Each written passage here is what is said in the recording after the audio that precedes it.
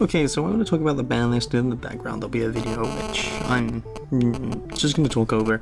I recorded earlier today because I was going to do something else, but it didn't go according to plan, so I'm going to talk over it anyway.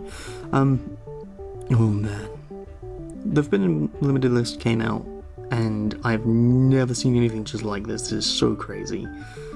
One of the crazy good lists that I've seen in a long time. So, we're gonna hit what came back. Nothing got banned, because nothing needed to, really. So what came back?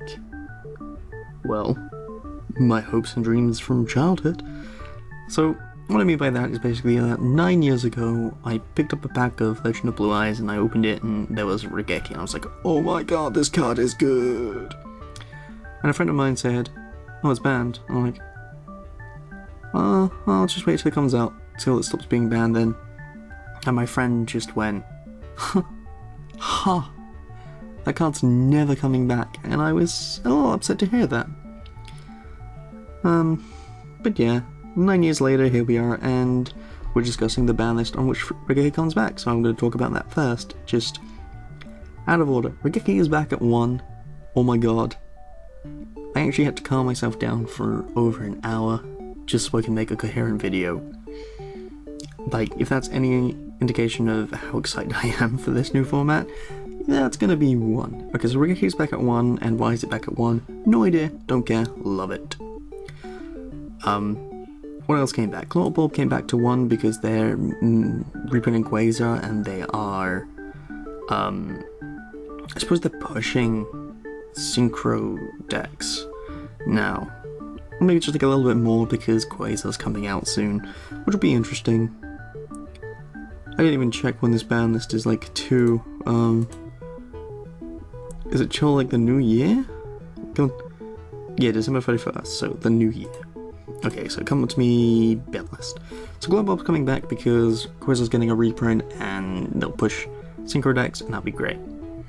So, what else went to 1? Infinity Archfiend went to 1 because they won, like, Infinity's beat everything. They won Worlds. So they needed to be hit, so they wouldn't be played as much, or if at all. And so Infinity Archfiend, the best card in the entire deck, got put to 1. Unfortunate, but it happened. Soul Charge went to 1 as well, so everyone can stop complaining about that, please. Oh my god. It's a good card, deal with it.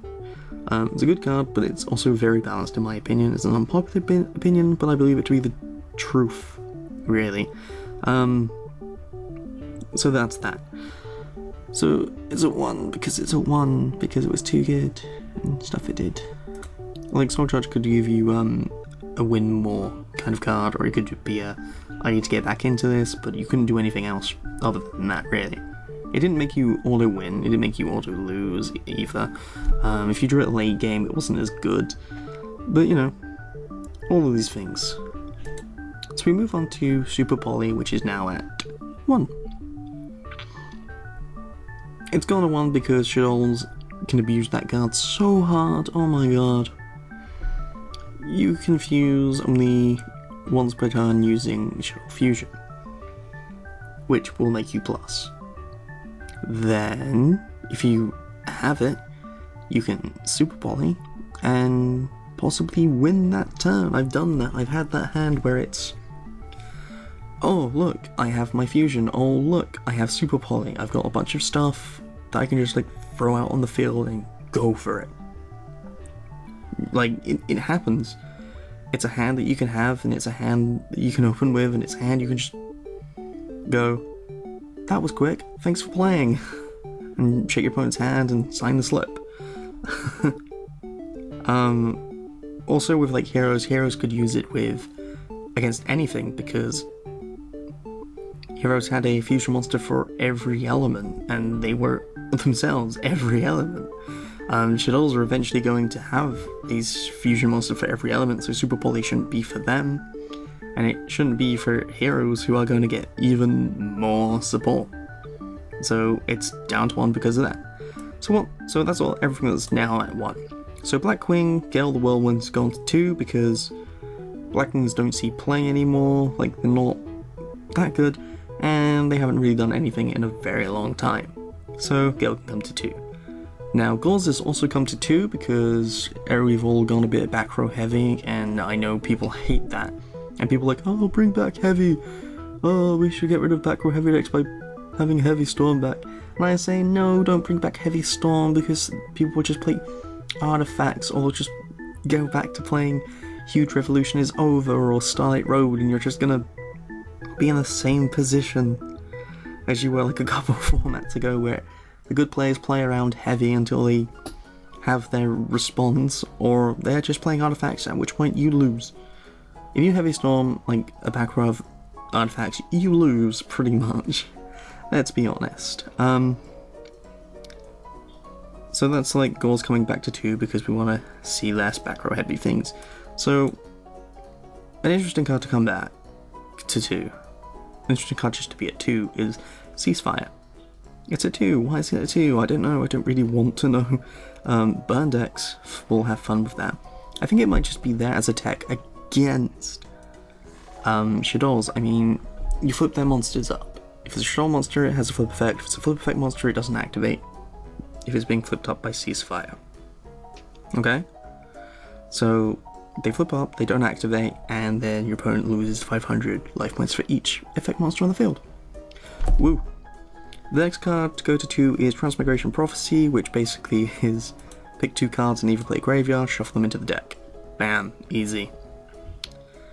Like, it's at 2 because it didn't do anything really at 1, and it wasn't that good.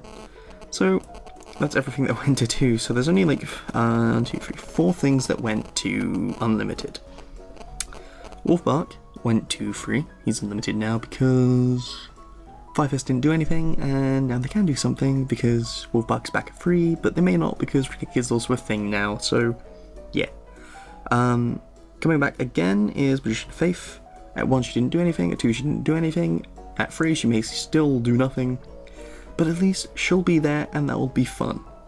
So Formula Synchron is also unlimited now. Oh my god. At 1 you can make Quasar, at 2 you can make Quasars, at 3, oh my god, the things you can make with free Formula Synchrons, it's incredible to think of. Oh man.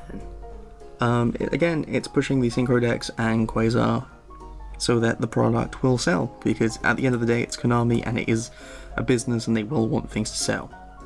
Again, on that front where it's promoting things to sell later products is Reinforcement of the Army going to free.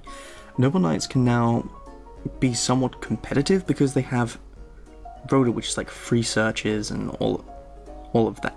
It'll search for anything in the deck, really. It'll also search for anything in Tellarknights and E-Heroes. So yeah, like Rhoda's at free, E-Heroes, Tellarknights, and Noble Knights will benefit. You can push any of them, like E-Heroes will get support and they'll be pushed because of Rhodas. Noble Knights getting a box, which will be pushed because of Rhodas, and all of that. Now the only thing that I really want to say after this is basically have fun next format. Like, I'm going to enjoy it so much. Like, I've got my Legend of Wise raigeki, I'm going to play that, and I'm going to use it as much as I can. I'll probably like mess up the first time I use it and it'll be like devastating for me, but whatever, I don't care, I just want to play it. So I'm going to leave you like the rest of the game even, and yeah, like, comment, subscribe, all that jazz. Guys, I'll see you in the next video when, oh man, I don't even, oh my god, the next video comes out on the 29th. One day before the Banlist comes into effect. Nope, no it isn't. You have the 29th, and then we'll have like the new Banlist video. Oh man, will that be great. So yeah, enjoy yourselves until then. I'll see you in the next video. Goodbye.